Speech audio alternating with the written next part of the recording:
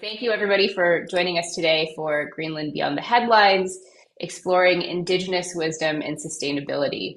This event is hosted by the Climate Action Forum of Stanford Alumni and Sustainability. We are a nonpartisan group of Stanford alums concerned about the effects of climate change, and we seek to educate ourselves and inspire the wider community at Stanford to join us in taking action, small or large, individual or collective, to address this challenge to life on Earth. I'm Melissa Louvan, as I mentioned earlier, and I'm based here in New York City, which I want to recognize as the ancestral land of the Lenape people. I am part of Stanford's class of 2006, and I'm on the steering committee of the Climate Action Forum of Stanford Alumni and Sustainability. I'll be moderating today, so I'm excited to have you all with us. As we all know, it's Earth Month, and in honor of the ultimate environmental stewardship, our event today centers Indigenous stories. Indigenous communities everywhere are on the front lines of climate change, despite barely contributing to greenhouse gas emissions. And with invaluable traditions and knowledge passed down through generations since time immemorial, Indigenous peoples have long been humanity's ideal sustainability practitioners. But despite all this, unfortunately, their perspectives are severely underrepresented in the global discourse around climate. So today, we're going to be hearing Indigenous stories from Greenland, which has mostly been in recent headlines because of geopolitics. In this event, we'll be looking beyond the geopolitics to learn about the human stories of people living climate change in real time. Now, from a climate perspective, we know that Greenland is incredibly important. For the last 28 years in a row, its ice sheet has been shrinking, and the amount of water Greenland's ice sheet loses annually to glacier melt is 80 times the annual water consumption of the entire country of Denmark. If ice sheet melted completely, it would actually raise global sea levels by nearly 7.5 meters, which is obviously very, very substantial. So Greenland is undeniably one of the most important front lines for climate change. And its Indigenous people are navigating these realities with resilience, intention, and creativity. Here to tell us more about this is our speaker, fellow Stanford alumna, Arielle Montgomery. Arielle graduated from Stanford in 2008 with a BS in Management Science and Engineering. And what began as a reckoning for her, watching a film about disappearing glaciers, while working for one of the world's largest oil companies, became Arielle's life's mission. She has spent years deep in the most remote Indigenous communities of Greenland, building the kind of trust that only comes from returning, listening, and staying long after most people leave. A cultural expert, international speaker, and fixer for meaningful projects, Arielle's insights have shaped stories for NPR, the New York Times, the Wall Street Journal, and Al Jazeera, and she is the person journalists, filmmakers, and researchers call when they need to get somewhere in Greenland that isn't on the map. She works at the intersection of Indigenous knowledge, climate reality, and human connection across the circumpolar world, convinced that the people closest to the ice hold the wisdom that the rest of us most urgently need to hear. She is also the founder of Atatsi Foundation, a nonprofit that restores ties between Greenland, Nunavut, and Alaska. Arielle is actually deep in preparations right now for an upcoming expedition next month, so we're extremely fortunate to have her with us today. Please feel free to use the Q&A function to submit questions for Arielle during her remarks, and we'll save some time at the end for those, of course. So with that, thank you so much, Arielle, for joining us. I'll turn the floor over to you. All right. Thank you so much. I'm really excited to be with Stanford today. This is like being with family more than anything else. So, normally I give these talks in a series. This is probably the fourth or fifth lecture in the series. So, we're going to skip through a lot of topics today that you probably heard a lot about. but I do have resources and actually a slide deck of about 200 slides that has kind of the manual of what you want to know behind the other headlines. But today we're going to be focusing on specific stories from Indigenous folks that I've met in Greenland over the years. So with that, it might be some of the things we talk about today might be a little uncomfortable. Sometimes people get really upset when they hear about polar bears being hunted or some other traditions, but it's important that we respect them. You might be amused actually by some of the stuff that we see today. This is one of the consummate hunters' wives in Greenland that you'll hear about a little later. She just had her eighth baby. And this is, you might be prepared to be surprised. This is actually a mirage. It is not quite real, but you see this quite a lot in one of the world's largest fjord systems called Scoresbysund.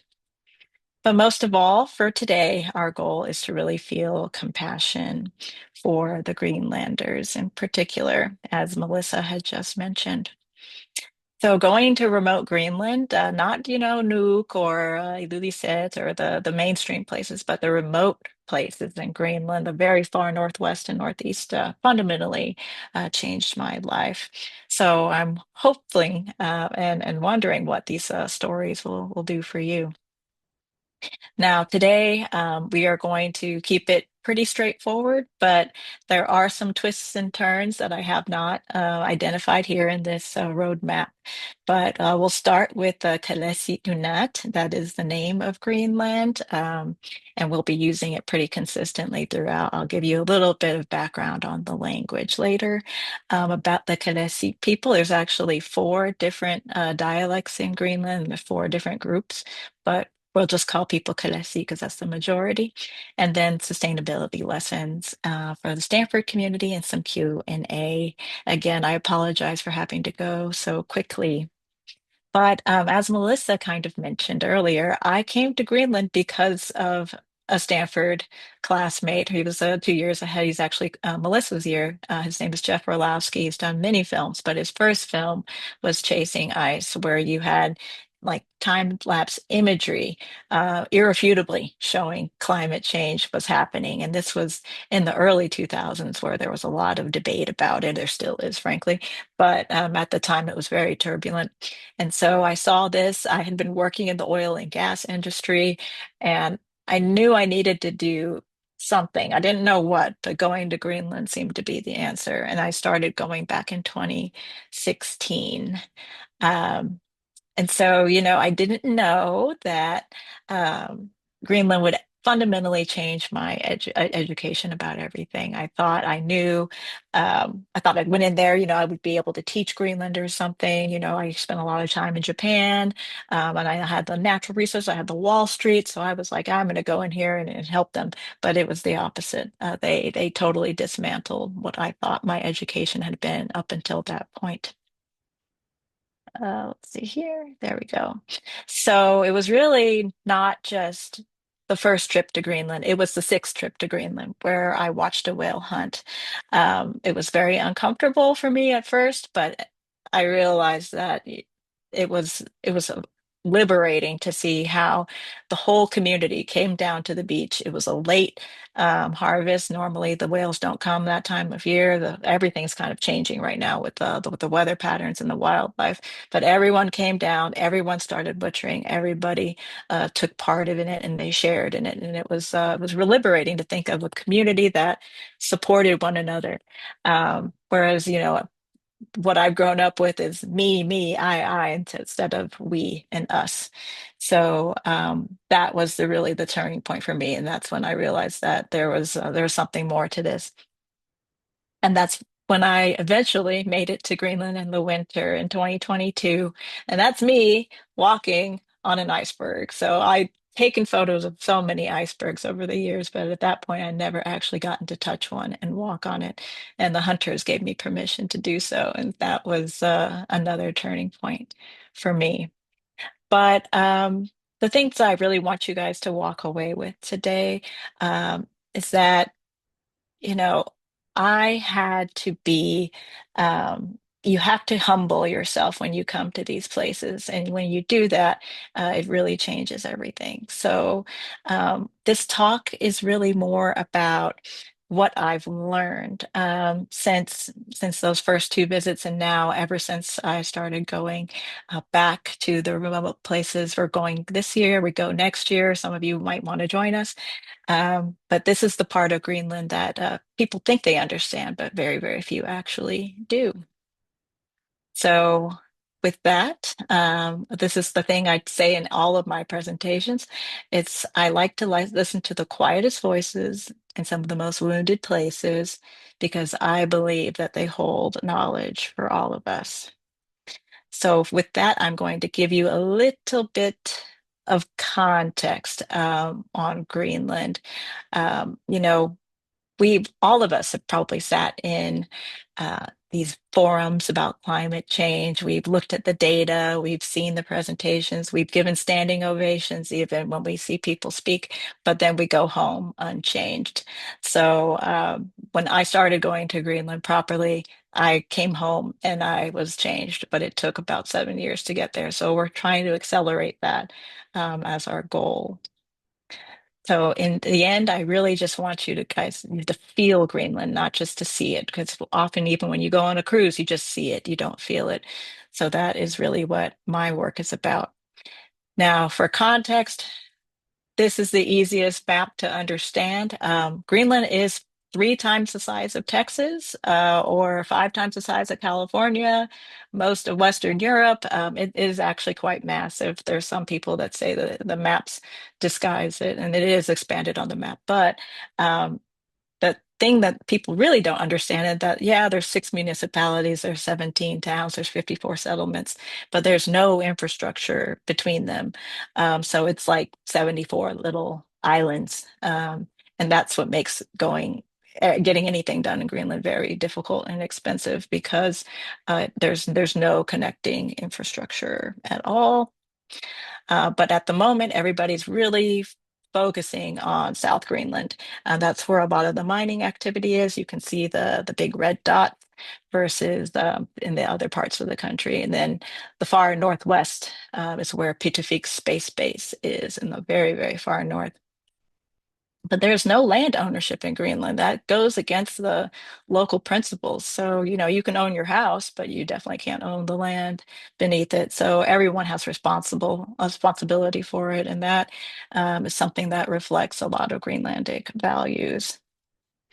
But like I said, because of the lack of infrastructure, Greenland is not Iceland expensive or Norway expensive. It is deep Amazon, Antarctica expensive. So you often have to have a helicopter to do anything, a small plane, a boat, a dog sled. Those are the most reliable ways to get around.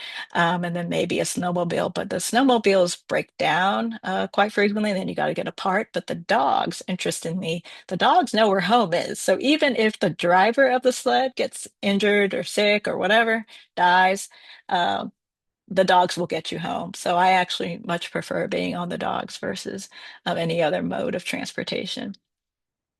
And then, of course, Greenland is linked to Denmark. There's a long story with that. It's not 300 years of history. It's more like 700 years of history going back with Denmark. So it's I have the whole details about that. Unfortunately, it's beyond the scope of what we're going to do today. But the thing that you should take away is, again, I mentioned the name of Greenland is Kalasit Nunat, which means the land of the Kalasit, the native Greenlandic people. They are related to the Inuit people. A lot of people say Inuit, but that's more Canada than it is Greenland, but they've just taken on the term. They'll take Inuit as close enough. But yes, they are some of the most resilient and adapted people on the planet. And the things, again, that we don't have time to cover today are the geopolitics, are the mining, the shipping lane delusions. That's what I call it.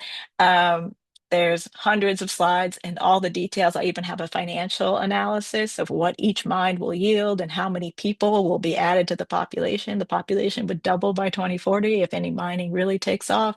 And then the catastrophic impacts on society that would happen as a result. So it's not a pretty history. It's kind of dark. It's still ongoing. We still have a lot of human rights issues that we're fighting for now. Babies keep getting taken away.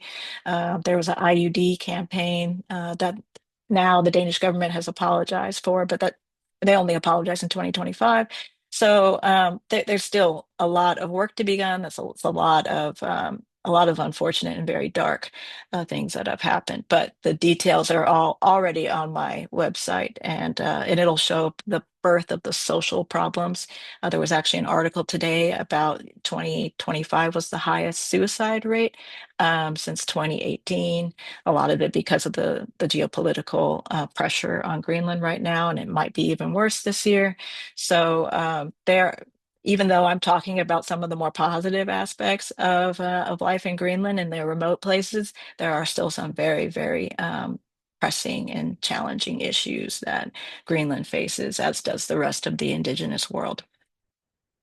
And this is an example of the Greenlandic language. So it is called a polysynthetic language. You have a root, and then you can add a bunch of suffixes to get a very, very specific meaning that usually we would have a whole sentence to communicate, and they can do it in one word. So the average word length in Greenlandic is 20 letters or more. And these are just some examples. This is from last night about Trump in Iran, and he mentioned Greenland at the end of the press conference. And then again, just side by side, the meaning of ice is all of this in Greenlandic. And actually, this is one of the best books that I can recommend any of you guys read. It's easy enough to remember the meaning of ice. They compare Alaska, Canada, and Greenlandic hunters, and they bring them all to their own homelands, and they compare and contrast, and they talk about and they try to document a lot of the traditions that are actually being lost now. So it's a very wonderful book. It's done by um, a woman named Sherry Fox Gearherd, who was at the Center for uh, U.S. Data Center for Snow and Ice. So she's located in Canada, but beautiful book. Highly recommend it.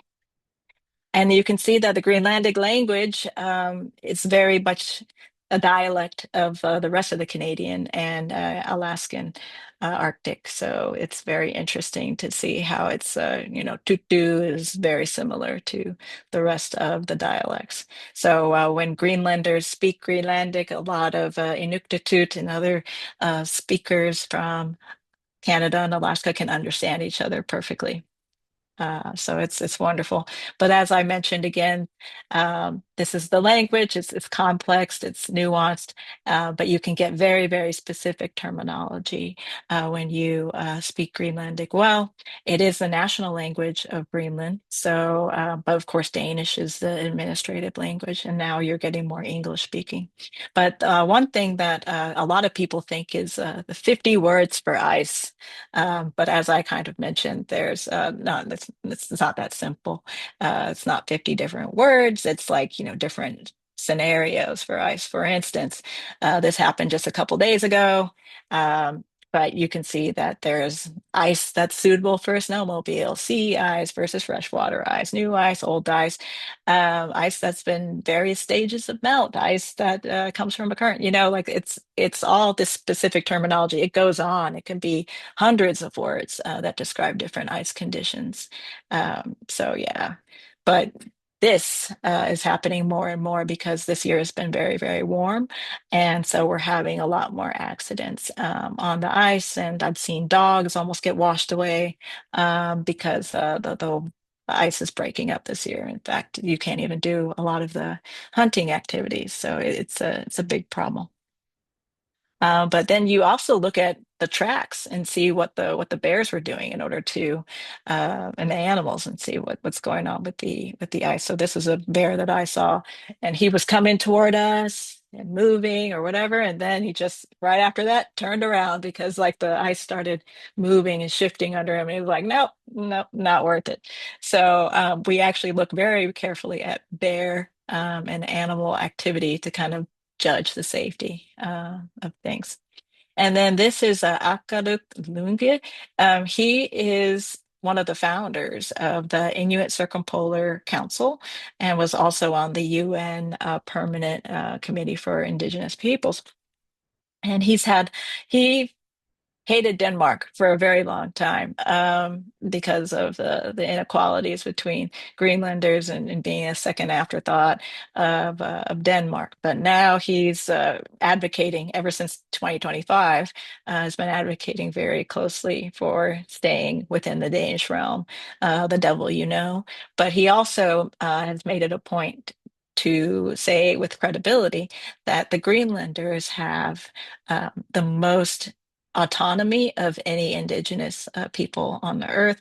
They have self-government, they have rights to their subsurface, and many other things and language and all that. So even though it's very dark and the low bar is there for indigenous folks, this he objectively says that Greenlanders have it the best.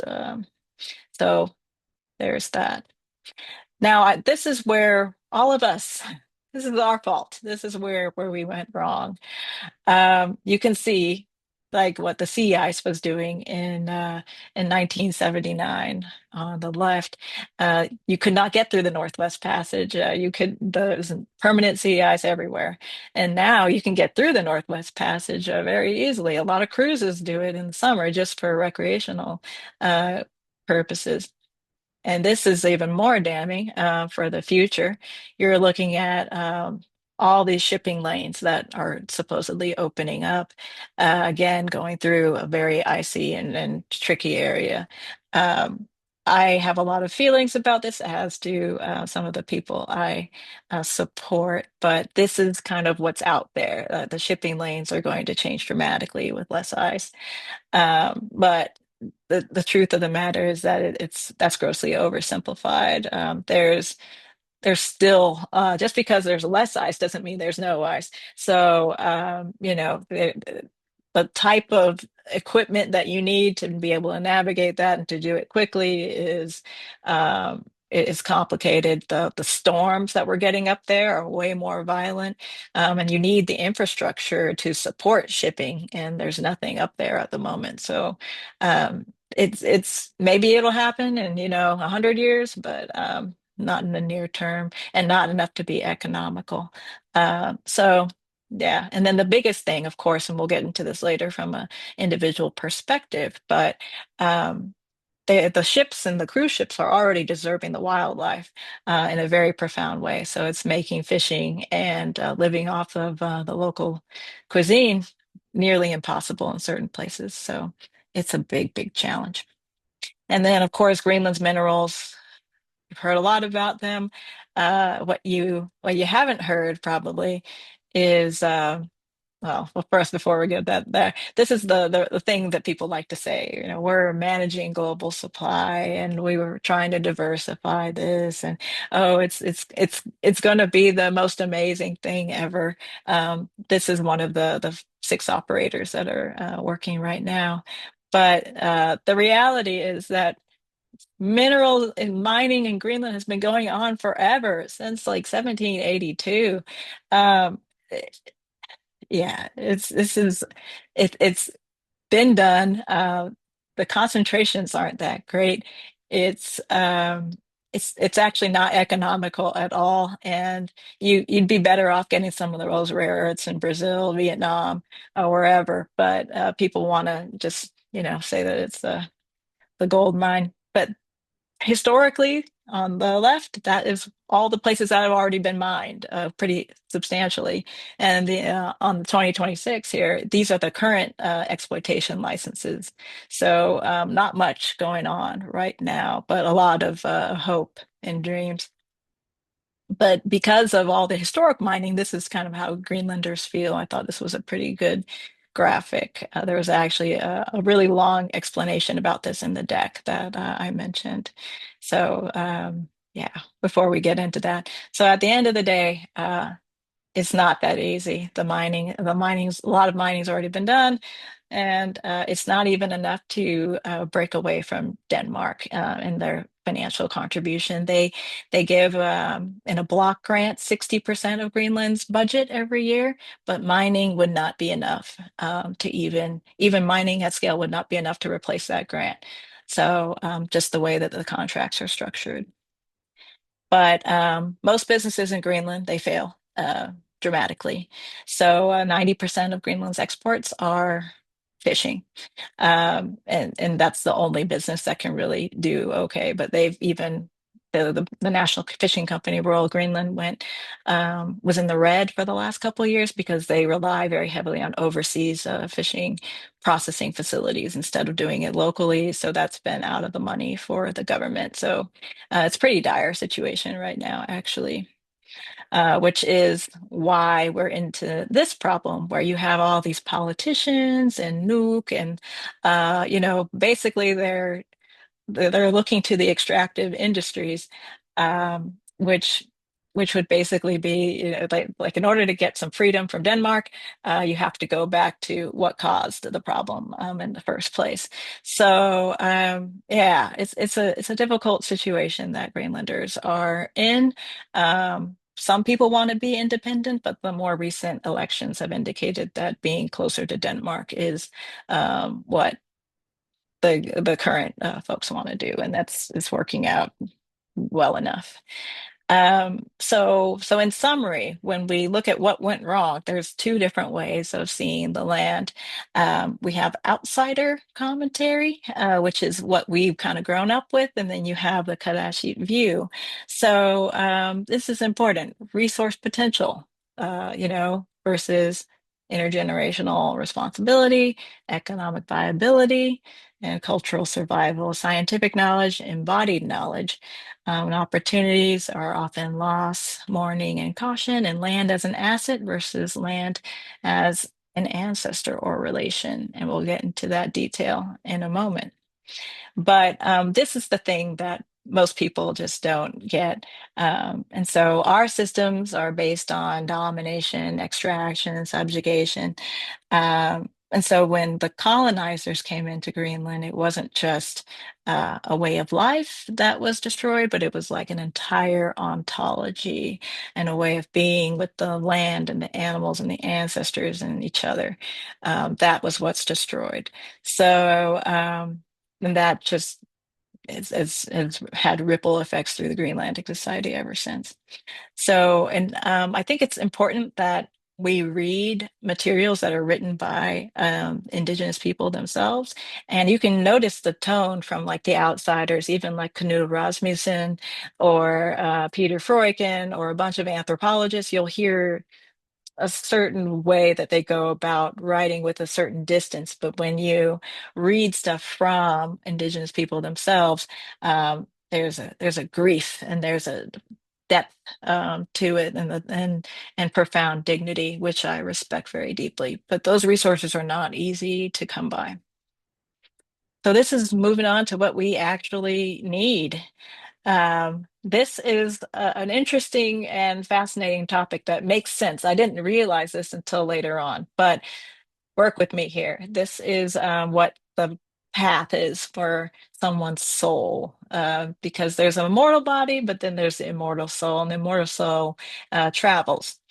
So at first you go from a human to a dog, then a raven, grass, a fish of any kind. Some people say trout, some people say cod, whatever.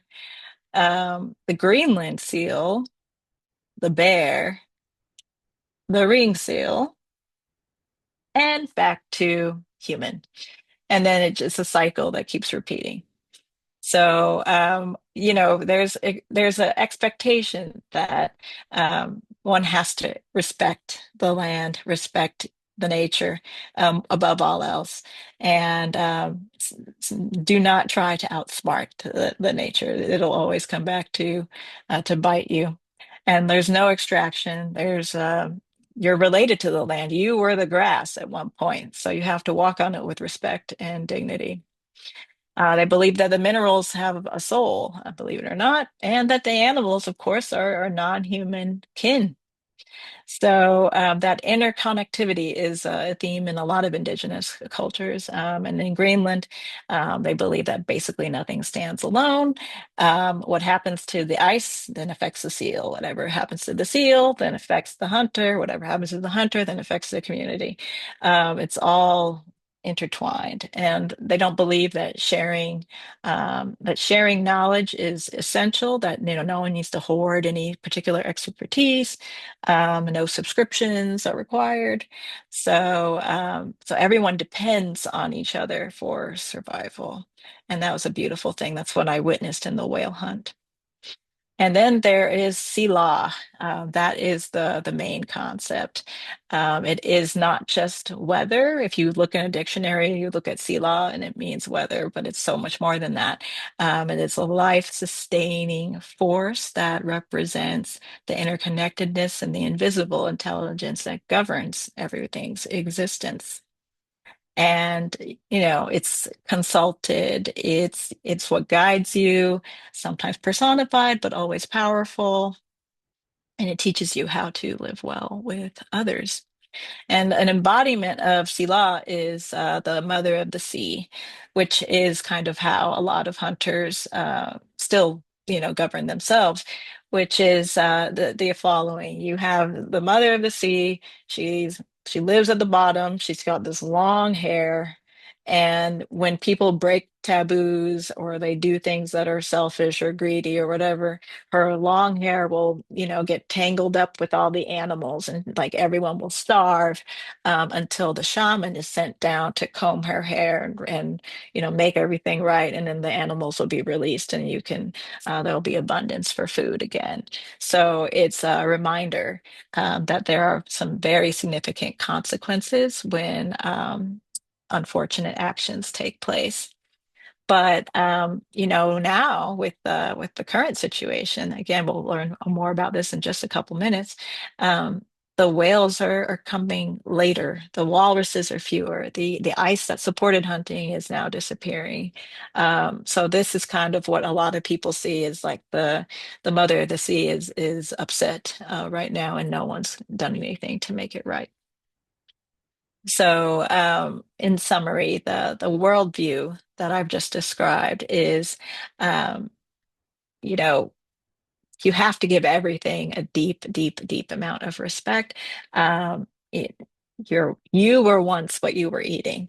The seal on your plate is once who you are. It could be related to you, and so there's no hierarchy. It's just a cycle, and so that's why every time a hunter when you eat a seal, you actually throw one of its ribs back into the sea because that's the soul is inside one of the ribs, and you believe that the the body will grow again and the seal will return. So facilitating a return is what hunters believe that they're doing. It's not just taking from the land; it's facilitating the return. And so living with Sila is the ethical way of life in Greenland. And ignoring it or disrespecting it has dire consequences. And a lot of people end up feeling lost or disoriented. And that's kind of what describes a lot of the problems in Greenland with folks that have moved to the cities, that don't live off the land anymore. And, they've kind of lost their Sila, but the places where I go is where it's intact. And as far as the meaning of ice is, knowing the ice is like knowing oneself. This is Martin right here, and he's kicking the ice to try to kind of make a little bit of noise and a little disturbance so that the seals come. And it's a very interesting story about how he came to be a hunter. But like everything, you just have to respect it. But now that the ice is melting, it's been a huge challenge. And like I like to call this the indigenous or the ingenious inventions of the Inuit. You can see that these are sunglasses made out of driftwood. You have a kayak with a buoy And there's the kayak. They're using some modern materials, but it used to be skins there. People have special suits that are just made for them to be able to flip the kayaks, and you can still see this all the time. And of course, that buoy's there. And this is how you make the buoy. It's actually only a few people in Greenland are capable of making this one still in the Northwest. And this is an excerpt from the meaning of ice. They are still having folks draw images of how to maintain some of the traditions, like making polar bear pants. And these were pictures of my pants that live in Greenland for when I go out with on the ice. But at the end of the day, the knowledge that can save us all from a lot of these climate change issues are probably not in a book anywhere or in a database. They're with the people who have been practicing it across generations. And you have to be let in, but once you go to these places, you cannot shake it. It just stays with you. And there's me with some of my friends and in my little polar bear pants. So these are the people that I want you to meet. These are the folks that have changed everything for me. This is from Vishu Uwa. For those of you that might know, there was an explorer, an American explorer named Robert E. Peary. He made it to the North Pole. He was first. We don't know if he was actually first or not, but a big portion of the population in that town is still last name Peary, and his assistant was an African American man named Matthew Henson. So I'd say 25% of the population is still last name Peary and Henson in the town Kana. But it is a land of peace. There's no word for war. That's been coming up a lot lately, especially this year. So the colonizers' word for war translates in Greenlandic, at least closest to, is the crazy man's work. So it's just not even a concept. And this is Dan Norman. This is Akaluk Lungi, which you heard from earlier. Pipaluk, that's his daughter. And she was with Viggo Mortensen, who came to support Greenland pretty recently. Ole Jern, he unfortunately just died last year, but he was a wonderful, wonderful teacher. Ava Hawk, she's the mayor of Nuuk and the entire municipality. And Monique Rosing, who is a geologist and a professor and one of my favorite people. Their message to the world is that the Arctic is not underdeveloped, it's differently developed. It supports rich, relational, land-based culture. And Indigenous knowledge is not nostalgic or anecdotal, it's actually appropriate technology. And Greenland is not a place as a frontier waiting for development, but as a place that modern systems actually end up breaking down unless they're radically adapted, which is why most businesses in Greenland are not profitable. And then you have Onganguk. This is the guy. I really enjoy him a lot. He has a company or a mission called Ice Wisdom, but he received the task in 1975 to be a runner to tell everybody that the big ice in Greenland was melting. However, he went to the UN. He's now saying that it's actually too late for climate change, that he depended on the rest of us to change and to hear the message, but we didn't. So now at the last minute, we're saying, oh, we have to do something. He's like, I've been telling you this for 50 years.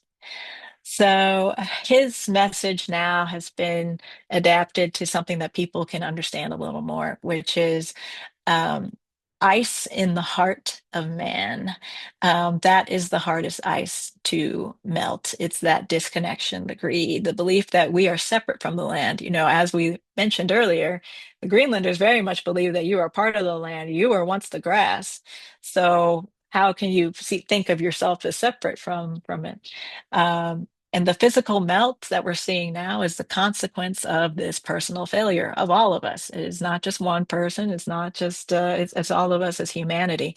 We have not gone back to the roots of thinking of ourselves as people that are of the land and not just superior to it and can march all over it. So Yeah, you have to do both. It's not just about the solar panels, but it's about thinking about what can I do to feel more part of nature and the land and get back to that. So these are the hunters that really changed everything for me, and I want you to hear what they have to say about the climate change. So this is Martin. I mentioned him earlier. He was kicking the ice. He's a young man. He just turned 31 3 days ago. And he didn't know how to read, believe it or not, until some tourists actually kind of forced him to learn how just recently, like 3 years ago. And he does the dog sledding race, and then that's his uncle, Asa. But Asa has a lot of really bad arthritis, so now he can't hunt anymore. But the last thing he hunted was a walrus last year when I was there. And walrus is very highly prized meat. It doesn't really come around anymore. So I was lucky to be able to get just a little piece of it. And I just add mustard and it was fine. And this is Martin's mentor, but also his uncle, Yelmer. And Yelmer is kind of famous in his own right. He made a name for himself in the 80s, but he's gone out for weeks at a time, came back with 3 bears all by himself and his dogs. Um, I think last year, no, it was actually this year. He went out by himself, caught 2 bears in a day, came back. So he's one of the very much the last polar bear hunters and one of the most kind and kind of shy individuals you'd ever meet. But he's been posting pretty vehemently all online and also by talking to journalists and reporters and researchers about the impact of cruise ships in particular going into their fjord. He would love it if they just stayed at the mouth of the fjord and not going deep in there because it's disturbing the whales. And without the whales, you cannot live in that part of Greenland. You actually need narwhal or beluga for vitamin C. You cannot grow anything in these places at all. So the vitamin C from the whale skin is absolutely critical. If there's no whales, then no one can live there anymore. And so he's been really encouraging people to think differently about um, their leisure activities. And then you have Hamakin Danielson. And he is the leader of the Hunters Association. He's only 33 years old. He's got bad hearing, actually, because of all the guns that he shot when he was younger. But he has been advocating that hunt scientists should be working with the hunters and show them respect because there was some folks that went out there, went in a helicopter and started shooting an air gun at narwhals to see how they responded to it. And, at the end of the day, that is so not appropriate for that region. Even the kids don't throw pebbles into the sea for that reason. So they're so sensitive. That tooth on the narwhal it can feel anything from very far distances. So you don't want to disturb the water, let alone with an air gun. And so the harvest of narwhal has been challenged ever since. And they're always having to fight with that. And he's actually the guy that made my polar bear pants. So it's a small community, but yes, it's not prisoners. I don't know why that those Danish gets translated that way, but uh, again, just a couple days ago, there was a notice from NAMCO saying the East Greenland cannot support the whale hunt for narwhals. Like, well, then there's no humans that can live there. So that is always a tension, always a challenge. Half of his life is dealing with conservation organizations. And this is a professor at one of the universities in Nuuk, which basically she says there's certain respect that needs to be given to the hunters, and that always seems to be the disconnect that they have the local knowledge that's anecdotal, and they have the scientific knowledge that is superior. So it's something that we're actively having to work on. But then I saw this guy that I actually took this photo. So and I was not scared of the bear. I was probably about, I don't know, 25 feet away from the bears. And after the years and years and years of working with the hunters and thinking about how do we get them in the conversation about conservation, the mission became more clear that we can start an organization where the dignity is conferred to the hunters, in addition to being supported by the animals and all the polar bear attention and stuff. And then the other thing is, so this photo is lovely. Like I was looking forward to getting a photo like this for a very long time. However, this man is the only reason that I got these photos. And so going forward, I'm going to give him 50% of the proceeds in a book or in any time I license a photo or whatever. That's just one of the things that I'm committed to doing. So and then the same with this one, lovely. But again, it's not right to not to give credit to the people that actually make it happen. And then this is Alakatia Piri. He is saying something that a lot of people are not or afraid to say, but basically there's back when, it used to just be snow or no snow. Those were the conditions that people were used to. That's what the weather and the outfits and the clothing and all the traditions were adapted to. But now they've got rain in the middle of the summer. That happened last year. Now the ice is not freezing enough. It's very difficult to live in Kanak. And this is where Pitufik Air Base is. It's about 100 kilometers north of that. They were forcibly relocated to this location. It was never chosen as a location that was particularly rich for wildlife anyway. Pitufik was, but they've had to kind of make do with this location, but it's just getting worse and worse, and more people are moving away. But and he actually has Parkinson's disease, and it's pretty bad. But now he's doing presentations on cruise ships. So, and this was a beautiful colored pencil rendering that someone did of him. But and then in that region, I don't know if he was on this sled. This image got credit all over the world of like, oh my God, climate change is coming to Greenland. It's so bad. This is actually normal. So that is that was kind of an unfortunate misunderstanding. But this is normal in the May June timeframe. So and then the last folks that I'll show you is Olin, Guak, and Naduk. They have gotten quite popular, but she is the ultimate hunter's wife. She knows how to make anything from these skins. And Olin Guak is one of the last hunters in Savissivik. They live in a town with 50 people, and their family is 10 people alone. So you can do the math. 20% of the population is just their direct family. Um, but yeah, Olin Guak kind of has that old school view.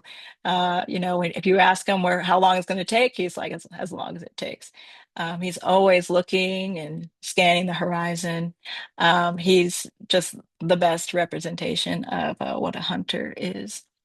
And he brings his kids out. They have 8 kids. Last kid was just born last year, and you start learning young. So this was kid number 7, and he was learning how to look at the binoculars and learning how to drive a boat, and that's what you do. So there's baby number 8, and he's making a buoy right there because again, he's one of the few people that can make those buoys. And he actually traveled to Taiwan in 2024. So it was 16,000 kilometers to get there. So anyway, at the end of the day, now this is where I'm running out of time. Uh, this is about what we're going to do. What can we do as a Stanford community, as people that are caring about climate change? You've heard now from the people that are living it on the front lines. You've heard about their worldview. Um, we're not asking for individual contributions, but we're asking about like collectively, how do we do something that's simple but with a collective mindset. So at the end of the day, as long as people have ice in their hearts and the greed and believing that they need to extract in order to get personal gain, then our problem compounds. So, but if we one by one, and with our own actions and our own deliberate endeavors, we can melt that ice. So that is Ngangwak's nature. His message is that it's not doom, but it's conditional hope. And there's Ngangak. So my suggestion to all of you is that do something that speaks to you and invest in it. My trips to Greenland have cost a lot. I mean, hundreds of thousands of dollars. I was blessed to have that opportunity and interest in doing it. But if it's ice, if it's coral, if it's oceans, if it's forest, whatever, it doesn't matter what it is. Go somewhere or read about it from Indigenous perspectives and learn. If you go in with a listening posture, not an extraction posture, not for the glory of a publication or a project that you're working on, but just to go just for the sake of it, and go continue going or continue reading or continue whatever until you feel changed. That's how you become messengers. That's how you learn and how we grow. And so Angangak was given that job in 1975, but for 50 years, no one listened. And so now it's time for all of us to listen. And I could go on about my inspiration, about how I want to bring Arctic Indigenous together, but I think we're running out of time. So you can learn more about my vision to bring Greenlanders to uh, to Nunavut in Alaska, to restore kinship. That is something that I think I want to spend the rest of my life devoting it too, along with the Polar Bear Initiative with the hunters. So, with that, I'm going to end these slides, but thank you very much for giving me this opportunity. Here we go. Amazing. Thank you so much, Arielle. We have a number of questions that I want to try to get through as many as possible in the time that we have. The first question is from Don, and I'm actually going to mush two questions together that are kind of related. He Okay. is asking, how can Greenland protect itself from people who foolishly think that they can exploit the minerals and fail, but will have terribly impacted Greenland? And what can be done to help preserve the good of Greenland? Unfortunately, the invasion already happened. That's how a lot of people in Greenland have seen it. The U.S. coming, the minerals that have been extracted since 1782. It's ongoing. So there's not much the Greenland government can do um, about it. But what I personally commit to is I try to support local companies and local individuals and give them a chance. What we're trying to do is make Indigenous folks at the helm of some of these conservation initiatives. So basically, like just kind of redirect the opportunities from foreign entities that are inevitably going to go in there and try to extract. You can't really stop that. From that to um, helping locals. And so there's a lot of government initiatives on local everything, as much as possible, not Danish owned, but local Greenlandic owned entities. So the places where I go, there's only Greenlandic people that live there. It's too difficult for Danish people to want to live there. But in Nuuk and other places, there's a lot of Danish people that live there because it's like little Copenhagen. So yeah, but people are very well aware that there will be more mining activity, that the cruise ships will continue polluting the water, um, that yeah, there's a lot of things that are beyond their control. There's a word that they use called ayungilak, which means it is what it is, and we're just going to have to make the best of it. So that is the mindset that most people have, especially when it's beyond your control, and they realize that most things are beyond your immediate control. It's actually freeing for me because I was very much a control freak before I came to Greenland, and then I realized, oh yeah, the weather sucks. Oh, okay, that means I'm going to be delayed a week, whatever. So yeah, a Ayungilak, that's the Greenlandic word. So I think a lot of us as Stanford alums can probably relate to, liking, feeling in control of a lot of things. Related to what yeah. you were saying, there was another question about what is an ethically responsible way to visit Greenland. If you have any suggestions for how one might get there, places to visit if one wanted to do so responsibly and ethically. Yeah, well, come with us. So I take folks, but they actually prefer no cruise ships. That is not the way to visit Greenland. You usually are paying some other or overseas entity, and Greenland doesn't see a lot of it, not even the taxes. But they prefer people come by plane, and then you either take a boat around, or you take a small flight or whatever. But those are the best ways that you can interact with Greenlanders. If you want to go to the remote places, like the ones that I go to, come with us. We go twice a year usually. And it'll change your life. But unfortunately, a lot of people are very reserved and kind of scared of some foreigners sometimes. They're just not sure what the motives are. So you don't really get let in unless someone else kind of already has the buy-in from the community. So that's why people come to me from all over the world to get them access to these little communities. But yes, please do not go by cruise. Go by plane. That is the better way to visit Greenland. And I have a list on my website, and I have a subreddit called Greenland Travel, where we list out only local providers. So yeah. Great. Does your group, this question is from Laura, does your group have Mhm. connections with international nonprofits that support Indigenous rights and causes, such as cultural survival? Oh, I would love that, but not yet. So this is still very much in its infancy for me.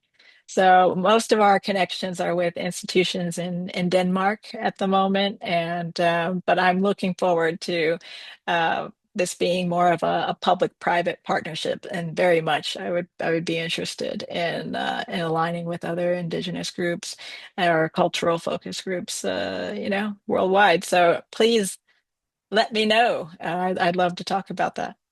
Yeah, Laura Graham, in case you want to maybe connect Okay, afterwards. Laura Graham. She says, please connect with me. I'm on the Cultural Survival Board, and she recommends the Surge Coalition, which is an Indigenous-led effort to transition minerals.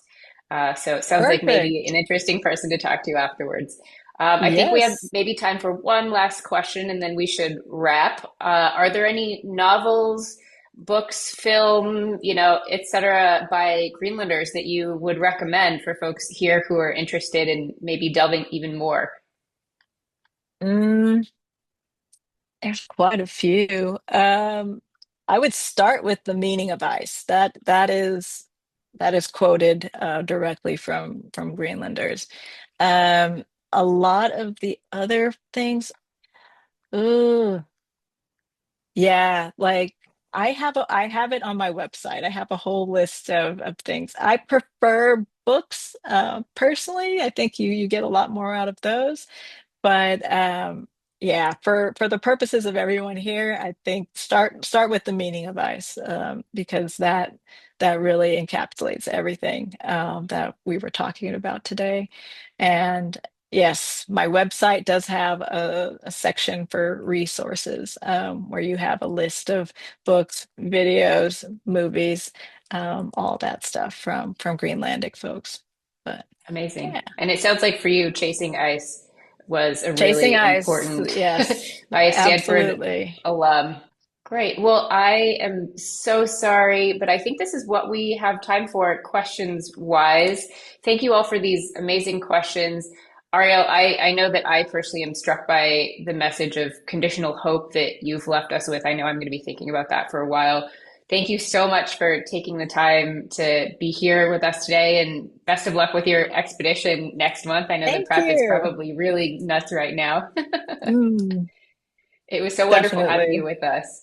To check out Arielle's website, which she's mentioned, or the next upcoming events from the Climate Action Forum, please feel free to use the QR codes here. I hope that this talk has helped melt the ice in our hearts and that we all feel inspired to take action this Earth Day and throughout the year. Thank you all again for joining us today and happy Earth Month, everyone. All right. Thank you so much. Bye, everyone.